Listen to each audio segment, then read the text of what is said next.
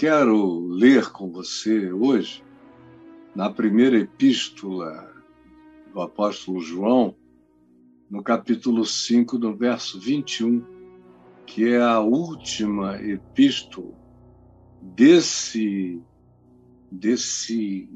texto de João, e diz assim: filhinhos, é um chamado final, porque ele trata as pessoas aqui nessa epístola como filhinhos, amados.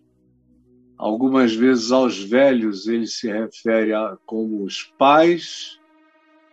Ele fala dos jovens, fala da força dos jovens e repete com uma recorrência extraordinária, de modo a cobrir todas as faixas etárias com um carinho que só pode habitar com essa grandeza sincera, ou no coração de Deus, ou no coração de alguém muito próximo de Deus, ou no coração de um velho apaixonado por Deus e pelo próximo. Aí fica natural, aí fica sincero, aí fica verdadeiro. Filhinhos. E é o que João usa aqui. Terminando, ele diz: filhinhos, guardai-vos dos ídolos. O que ele está dizendo é que existe um poder penetrante, virulento, existe uma força corruptora, existe um poder enlouquecedor, existe uma fascinação dominadora em tudo aquilo que a gente projeta como sendo ídolo, ou como sendo divindade nossa, nosso Deus. O nosso Deus é um Deus particular, um Deus que a gente olha para a pessoa e imagina logo como Deus é, porque a conversa dela sobre qualquer coisa na vida já revela quem é o Deus dela, porque todo mundo fica do tamanho do seu Deus, do tamanho do seu ídolo. Então, uma pessoa muito tola, astuta, idiota, burra, tem um Deus tolo, astuto, idiota, burro. Um Deus caprichoso, um Deus ciumento, um Deus cheio de ira, um Deus intolerante, um Deus insuportável, um Deus menos humano do que eu, menos controlado do que eu, menos amoroso do que eu, portanto, um Deus menor do que eu. E por quê? Porque o que eu creio como Deus está para além de toda explicação ou designação, transcende a compreensão, transcende tudo. No entanto, João diz que o poder desses ídolos pessoais, desses deuses, tinha uma força virulenta terrível. Ele conclui essa epístola não falando do diabo, ele não conclui falando do pecado, ele não conclui falando de nada que não seja o cuidado com a subjetividade da mudança de valores, de significados, de importâncias, de sentidos e de prioridades. Porque quem é o ídolo? O ídolo é algo que está num lugar que não é dele. Às vezes o ídolo nem existe, mas é posto no lugar de algo extremamente superior, quase absoluto. Portanto, o ídolo é uma mentira. Como diz o salmista, eles têm olhos, mas não veem, têm ouvidos, mas não ouvem, têm boca, mas não falam, têm mãos e braços, mas não se estendem, não andam os seus pés e pernas. Não são. No entanto, eles têm um poder extraordinário. Por exemplo, o Velho Testamento, desde o início, desde que você começa no Levítico, em Números, em Deuteronômio, em Crônicas, em qualquer desses livros da Torá, você vê a repetição acerca dos deuses dos povos. Cuidado com os deuses dos povos. E aí a gente fica se perguntando por quê. Se eles não são, por que então cuidado? São duas as razões de se pedir cuidado, de dizer guardai-vos. Em primeiro lugar, é porque os deuses, os ídolos, não são nada, como diz Paulo em 1 Coríntios 8. Nada é no mundo, repete no capítulo 10, o ídolo nada é no mundo. No capítulo 11, nada é no mundo. Nada.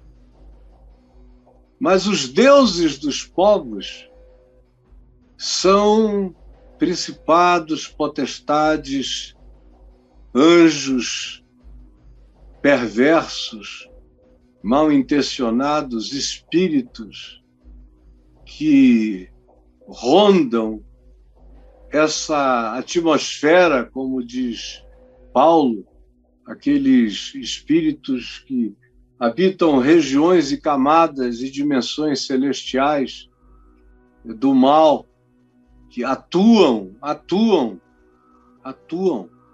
montam e atuam nos filhos da desobediência, em quem vive contra o significado da vida, em aquele que vive contra os sentidos e realidades estabelecidos como prioridades da vida na existência.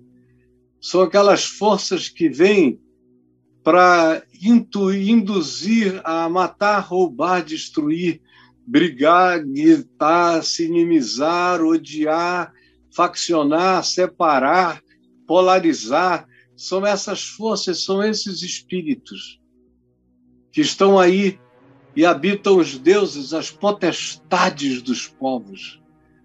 Os povos têm potestades. E as potestades dos povos mudam.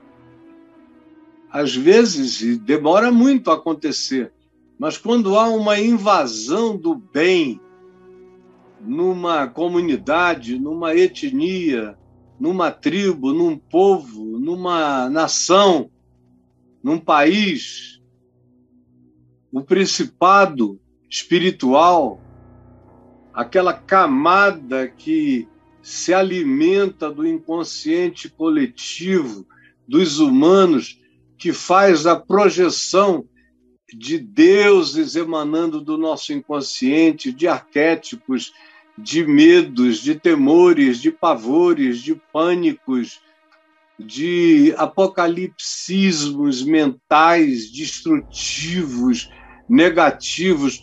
Isso tudo é o alimento de principados e potestades. Quando as pessoas mudam o seu olhar e a sua projeção, os principados e as potestades não têm o alimento ao qual estavam acostumados. É o que diz o gadareno a Jesus, lá em Marcos, no capítulo 5, não nos mandes para fora do país. Aqui a gente já está acostumado, nós estamos trabalhando aqui desde o tempo de Alexandre o Grande, Ptolomeu, Seleucos, Macabeus, os romanos agora. Nós fazemos parte dessa cultura. Então não nos mande sair do país. Se tu nos mandas para fora desse homem, permite-nos entrar nos porcos, mas não nos mandes para fora desse bioma espiritual. desse processo de alimentação cultural. Então, esses principados e potestades se alimentam da produção individual, da projeção dos nossos sonhos, ídolos, caprichos e tudo mais. Quando nós somos alterados para o bem, os principados são mudados nas regiões celestes. Quando nós, especialmente nós que nos dizemos povo de Deus, somos alterados para o mal, a nossa vergadura, o nosso vergamento, o nosso pendor para o mal muda principados e potestades. Por exemplo, na década de 70, no Brasil, os principados e as potestades estavam em estado de amizade com a nossa manifestação de fé, porque havia muita ignorância, mas havia mais sinceridade do que ignorância. Por isso havia tantos milagres, tantos prodígios, tantas maravilhas, havia sinceridade. E os principados e potestades e a manifestação de anjos, naquele período, nos anos 70, nos anos 80, e de milagres assombrosos, foi imensa. Aí a gente inicia os anos 90, amando o dinheiro, teologia da prosperidade, confissão positiva, reino e domínio sobre a cidade, domínio da nação. Aí vieram as profecias sobre reinar em glória, controlar o país, vocês são cabeça e não cauda. Isso significava ter políticos obedecendo ao nosso comando, de preferência nos mais altos, nas mais altas instâncias nacionais. O grande sonho era ter um presidente da República que fizesse a nossa vontade, que desse prioridade aos nossos templos, aos nossos rádios, às nossas TVs, aos nossos assuntos, às nossas publicidades, aos nossos espaços no governo, aos nossos lugares de poder. Esse sempre foi o sonho, desde o imperador Constantino para cá, que tudo que seja cristianismo sonha com isso. E nós somos uma repetição disso, sonhando com isto. Nossos ídolos são ídolos mitificados dessa projeção. Isso muda. Creia em mim, eu estou lhe falando algo profundamente espiritual. Isso muda principados e potestades. Muda. Como Jesus mesmo diz a Jerusalém, que o que estava acontecendo ali com a presença dele, ele disse, isso agora está encoberto diante dos olhos de vocês. O principado que estava ali, o véu espiritual, o bloqueio cognitivo, era de uma natureza das trevas tão intensa que Jesus diz o tempo todo, quando ele se refere a algo para valer em Jerusalém, ele fala do príncipe deste mundo. Ele fala de Satanás em Jerusalém. Na Galiléia, ele expulsa espíritos imundos, demônios. Em Jerusalém, Satanás habita. Em Jerusalém, são as grandes forças e potestades malignas, habitando através dos homens e os homens alimentando o poder dessas potestades, que todavia não foram poderosas o suficiente para conter Jesus de explodir da morte. Como diz o livro de Atos dos Apóstolos, as garras da morte não puderam detê-lo, e ele eclodiu na ressurreição. Mas é assim que funcionam os deuses dos povos, e eles são difíceis de sair.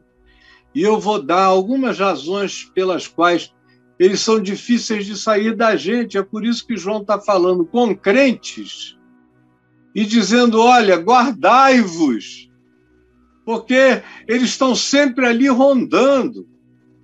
E eles estão sempre rondando porque eles estão muito perto do nosso coração. A maioria das pessoas pensa que ficou livre dos deuses e dos ídolos, mas a maioria realmente não sabe. Pensa que se trocar de lugar de culto mudou de deuses. Não, você carrega. Isso é pessoal, é particular. Você rebatiza com outro nome, mas não muda nada. Você passa a chamar, vai de Exu para Jesus, mas não muda nada. Assim como vai de Jesus para Exu e não muda nada. Porque, na realidade, é a mesma coisa. Porque os deuses herdados são difíceis de serem quebrados. Repita isso aqui comigo. Os deuses herdados são difíceis de serem quebrados. Você está repetindo? Os deuses herdados são difíceis de serem quebrados. Se você está me ouvindo, aí faça um movimento, qualquer coisa, corações ao alto, qualquer movimento, para eu saber que está todo mundo aqui. Os deuses herdados são difíceis de serem quebrados. E aí eu vou explicar por quê. Em primeiro lugar, e aí os deuses dos povos são deuses herdados.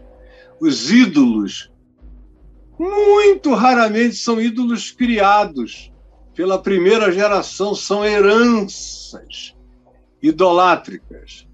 E aí eu quero explicar algumas razões, no meio de tantas. Corações ao alto, aleluia. Obrigado, meus amigos queridos. Vamos então à primeira razão, porque os deuses dos povos são difíceis de serem quebrados em nós, e é por isso que João termina a epístola dizendo, filhinhos, guardai-vos, protegei-vos, vigiai a presença do ídolo, ele pode explodir. Primeiro, porque eles são heranças culturais. E heranças culturais fazem parte dos nossos lullabies. Sabe, aquelas canções de ninar que a gente canta na infância, que se cantar hoje em dia para uma outra geração, ela fica apavorada, dizendo que coisa horrorosa, como é que estão cantando isso para criança? Mas eu, há quase 70 anos atrás, há 66, 67 anos atrás, era ninado com o dorme, neném, que a cuca vem pegar. Lara, lara, lara, lara, na, na, na, na, na, na, na. Boi, boi, boi, boi da cara preta, pega essa criança que tem medo de careta. Aí, quando alguém parava, eu dizia, mais. Aí eu ia. E dormia, porque eu não estava pensando em boi, nem em careta, nem em nada, nem coisa alguma. Eu vivia lá com bois, com cavalos, com caretas, com tudo, então era tudo normal.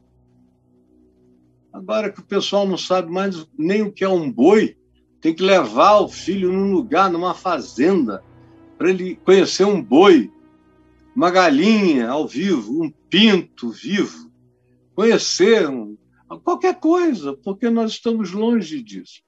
Mas as heranças culturais, que vêm normalmente de muito longe, continuam, especialmente essas de natureza subjetiva, de natureza religiosa, de natureza cultica, de natureza ritual, de natureza vinculada à nossa musicalidade, aos nossos balanços de ninar, aquelas coisas que foram cantadas. Eu, por exemplo, fui embalado muito com hinos do inário evangélico. Minha mãe e minha avó eram presbiterianas. Então eu ouvi todos os hinos presbiterianos desde o peito da minha mãe. Aqui, eu posso não lembrar, mas se começarem a cantar, quando eu vejo, eu estou atrás, porque eu sei.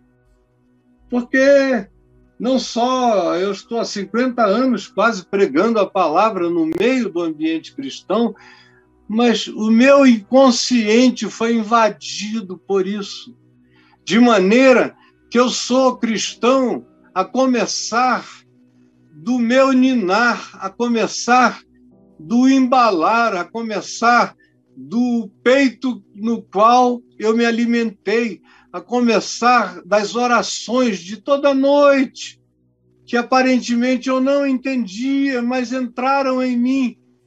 Em paz me deito e logo pego no sono, porque, Senhor, só Tu me fazes repousar seguro. Ó, provai e vede que o Senhor é bom. Toda noite, desde bebê, não entendendo nada, aquilo entrou em mim eternamente. E nos meus filhos, e eu passo para os meus netos. Vai entrando, faz parte de algo.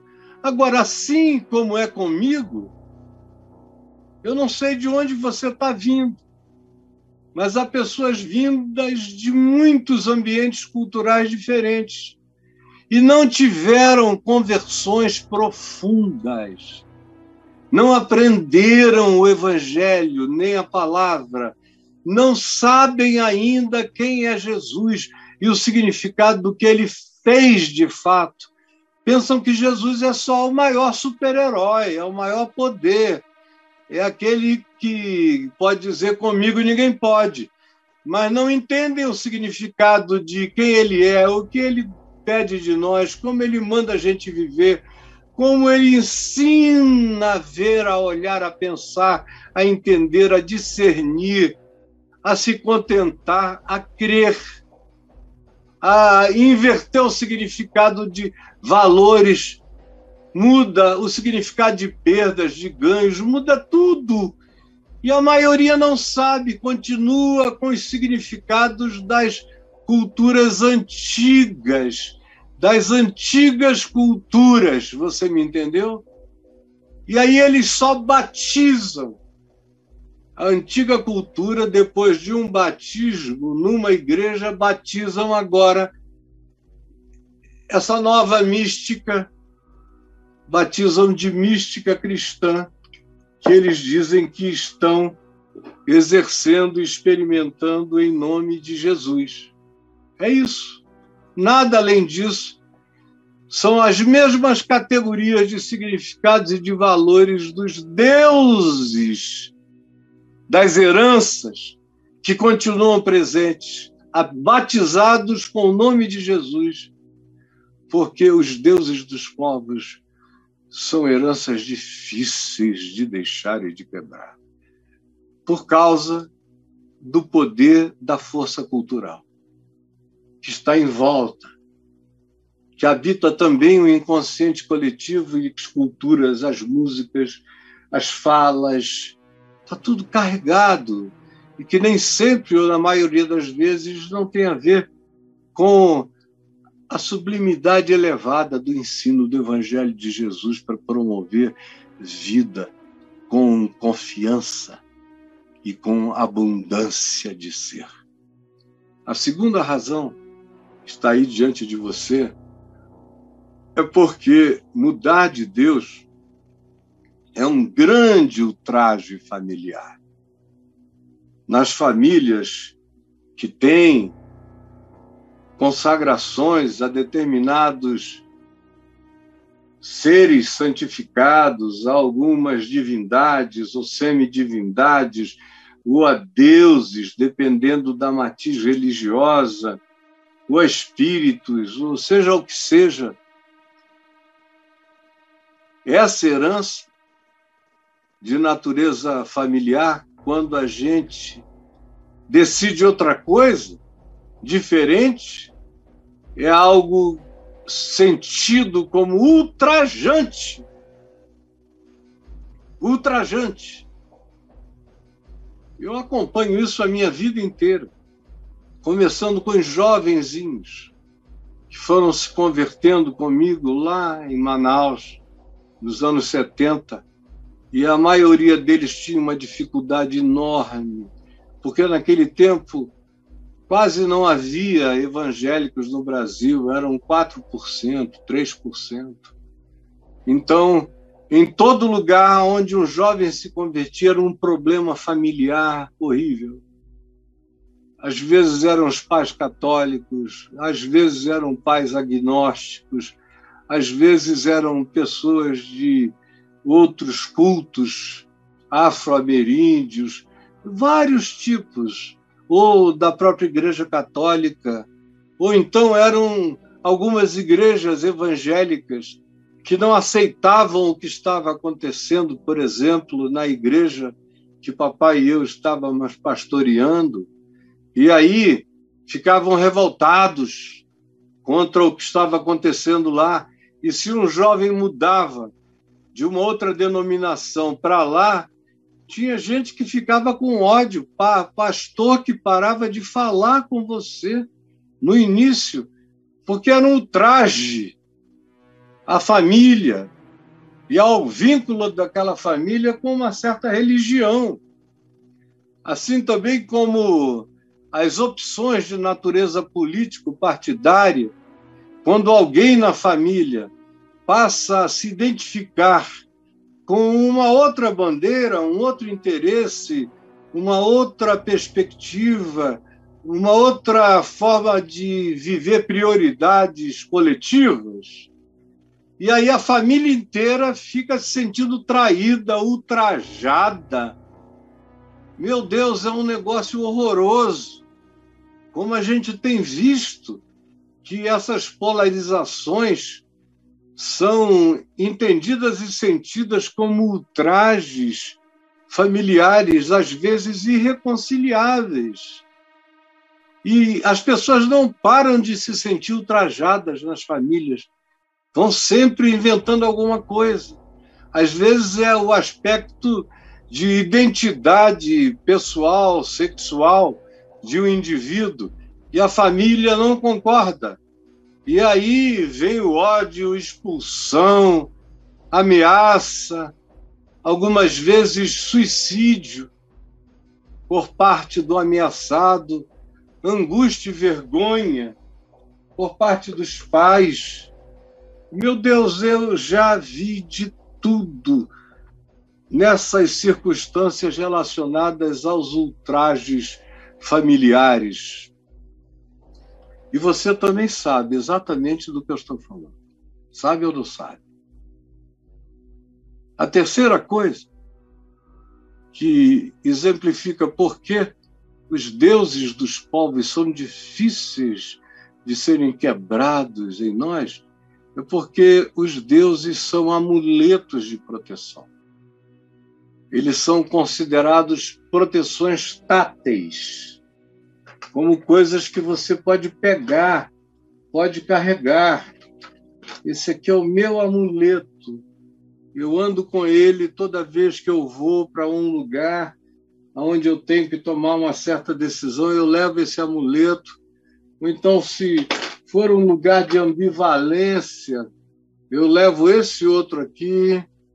Se for para uma situação de muita dor no coração, eu levo esse aqui. Aí tem amuleto para todo tipo, tem devoção para todos os seres de proteção, que são seres que se diz acerca deles que eles são os patrocinadores, são os abençoadores de determinados indivíduos, de determinados problemas, de determinadas carreiras ou profissões até. Isso em todas as formas de religião. São amuletos. Os deuses dos povos e os ídolos dos povos são amuletos de proteção. E aí, quando você começa a falar de Jesus, mas não apresenta para a pessoa uma pedra, Por isso que o pessoal que pega dinheiro do povo, a primeira coisa que eles fazem é construir um templo enorme, para todo mundo achar que o Deus que está ali é mais poderoso, é mais rico, é capaz de coisas mais grandiosas e maravilhosas, que são todas erigidas com pedras e pedras e pedras sobre pedras, como disse Jesus. E aí, quanto maior for a manifestação do Deus, quanto maior for a sua expressão, a sua caracterização de poder, o seu obelisco, maior é a proteção que supostamente dele emana. Aí vem uma quarta razão, que eu quero que você pense olhando para dentro do coração. A quarta razão é porque os deuses se tornam tão arraigados em nós quanto a nossa própria alma. Isso é forte. É a coisa mais forte que eu falei até aqui. Talvez seja, de fato, a que mais caracteriza o significado do Deus e do ídolo que a gente batizou com o nome de Jesus, mas nunca saiu da gente. Nunca. Eu conheço gente que está se declarando de Jesus há 40, 30 anos, mas os deuses antigos, com seus pensamentos, seus conceitos, seus valores, suas superstições, seus ódios, suas guerras, nunca desabitaram o coração das pessoas. Por isso a gente vê tanta gente se dizendo cristã e escolhendo o oposto do que Jesus escolheria. Porque o significado do que eles aprenderam sobre o direito de se vingar, o direito de odiar, o direito de ir às forras, o direito à revanche, o direito à competição na qual os fins justificam os meios, o direito a botar o pé para fazer o outro tropeçar, o direito de mentir para fazer alguém perder. Essas coisas todas dos deuses dos povos, que são ambíguos, são ambivalentes, fazem o mal, fazem o bem, são deuses de barganha, são deuses de troca, são deuses de talvez, dependendo do que você ofereça, continuam habitando você.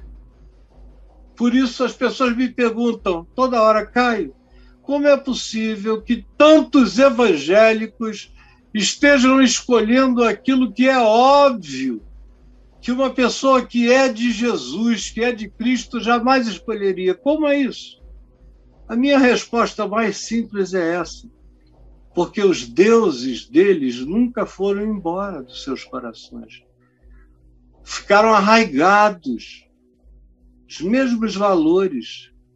Eles só passaram para um Deus que eles julgaram mais forte, mas com valores idênticos. Eles só pensam que o poder é maior, mas os valores não mudaram. E os valores que mudaram foram os bem superficiais, que não são valores, são comportamentos. O cara é ensinado a não fumar, não beber, não dançar, não fazer sexo antes do casamento. Se ele conseguir obedecer esses regramentos, ele é um santo de Deus. Mas não tem nada a ver com o que Jesus disse, que se precisa vigiar, que é o coração, diante de onde tudo isso procede. Então, por que a gente vê em lugares onde tem mais cristãos do que tantas vezes outras expressões religiosas ou culturais, ver a maioria desses cristãos escolhendo aquilo que é inconcebível que gente do Evangelho, que gente de Cristo escolha, que gente de Jesus escolha? Por quê? Porque eles continuam sendo habitados pelo Espírito, dos mesmos ídolos, dos mesmos mitos, dos mesmos deuses antigos, das mesmas formas jagunças de ser, entorpecidas de ser, violentas de ser, preconceituosas de ser. Eles apenas se escondem, mas quando tem uma chance, eles botam a cara para fora e fazem isso em nome de Jesus, alegando que estão fazendo isso para proteger a igreja, as igrejas de serem fechadas. E aí vão inventando confusão, mentindo, porque eles não estão preocupados com nada, eles estão defendendo o lugar de poder deles, o lugar de fala, o lugar de mando, e que já foi num certo lugar e agora se transferiu para outro. E esse Deus antigo recebeu um upgrade em Jesus, foi batizado e agora é a mesma coisa empoderada, mas não tem nada a ver com o Cristo Jesus dos Evangelhos. A quinta razão que eu quero que você anote é porque os deuses são projeções dos nossos caprichos. Todos eles. Então é difícil quebrar essas heranças, porque elas já foram construídas gradativamente em cima dos caprichos dos nossos ancestrais. Por isso que você tem o padroeiro do casamento, assim como lá na Grécia Antiga, ou no panteão greco-romano, mas na Grécia Antiga, cada deus era para uma coisa, era o deus do sexo, era o deus da guerra, era o deus da vingança, era o deus da irresistibilidade, da sensualidade, era o deus da paixão, era o deus dos grandes eventos, abençoador das grandes expressões de adventos. Eram deuses para cada hora e circunstância. Isso os mais conhecidos, e havia os menores, que eram deuses locais e deuses pessoais. Desde sempre, desde todas as culturas é assim. Os deuses são projeções dos nossos caprichos ou dos nossos medos. Uma cultura à beira do mar, onde as ondas venham e de tempos em tempos cubram a aldeia inteira e varram tudo, vai desenvolver uma devoção a um Deus de natureza marítima, que os defenda das ondas. Porque são caprichos, aquilo que a gente muito quer, e a gente acha que numa barganha com os deuses a gente consegue, ou então o medo daquilo que a gente acha que vai nos atormentar, e a gente desenvolve ou adere a uma convicção que traga uma dessas coisas. Ou realize meus caprichos e desejos, ou me proteja das coisas que eu tenho medo, que me apavoram, que me trazem pânico. Então, os deuses da gente são projeções disso. Nunca foram outra coisa senão projeções que procedem de mim, da minha mente, das minhas emoções, dos meus sentimentos. Por isso eles são a minha cara, por isso eu sempre escolho uma devoção que se pareça com o meu medo ou com a minha vontade de sucesso ou qualquer coisa assim. E, em último lugar, eu quero que você preste atenção no seguinte, meu querido, minha querida, meu irmão, minha irmã. Os deuses herdados são difíceis de serem quebrados por essas razões. Eles são sutis. Sutis. A gente acha que porque saiu de um lugar e foi para o outro, ou recebeu um batismo, a gente recebeu uma infusão dos pensamentos, do caráter e da natureza de Cristo.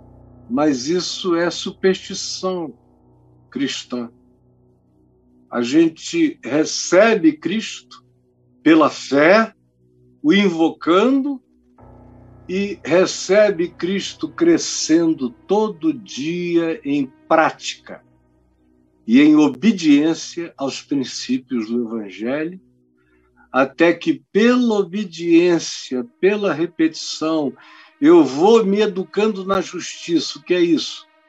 Eu vou educando sentimentos, eu vou educando emoções, eu vou construindo novos pensamentos a partir de uma nova base de convicções e de caráter.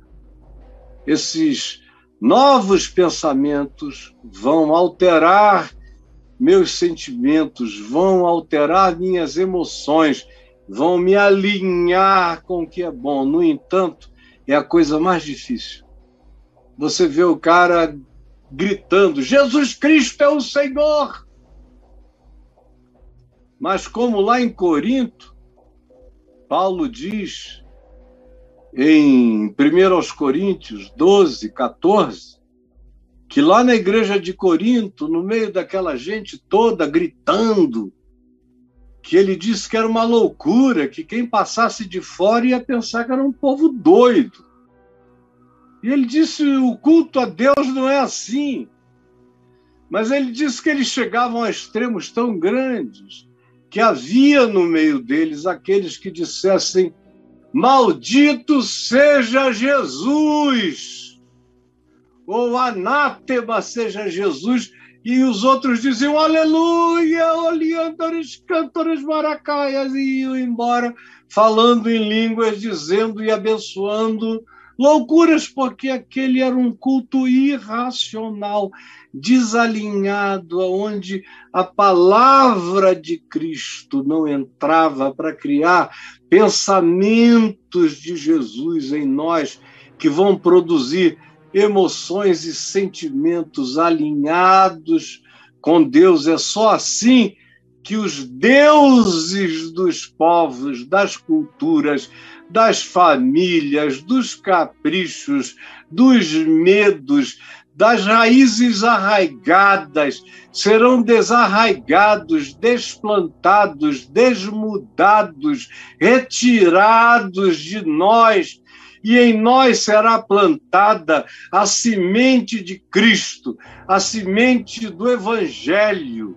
E eu estou aqui como um semeador, jogando essa semente que tem que crescer em você, que não é mágica, que nos é estimulado que desenvolvamos esse crescimento com temor e tremor, segundo Deus vai criando, construindo, efetivando em nós, e nós em estado de rendição, de entrega, de obediência, provando a Deus nisso.